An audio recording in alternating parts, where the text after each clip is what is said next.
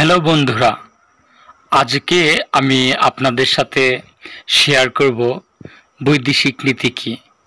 এই প্রশ্নটি উচ্চ মাধ্যমিক পৌরনীতি বিষয়ের সাথে যেমন সম্পর্কযুক্ত গুরুত্বপূর্ণ প্রশ্ন, তেমনি বিভিন্ন চাকরির ভাইভা, বিশেষ করে বিসিএস পরীক্ষার জন্য খুবই গুরুত্বপূর্ণ। চলুন দেখি বৈদেশিক নীতি কাকে বলে বা কি। বৈদেশিক নীতি এর ইংরেজি শব্দ হচ্ছে ফরেন পলিসি।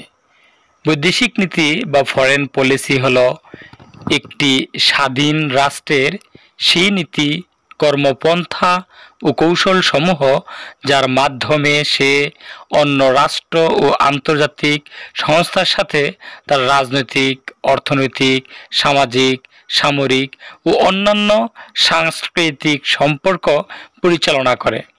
অর্থাৎ একটি দেশের বৈদেশিক নীতি নির্ধারণ করে সে কিভাবে বিশ্বের অন্যান্য দেশের সাথে সম্পর্ক স্থাপন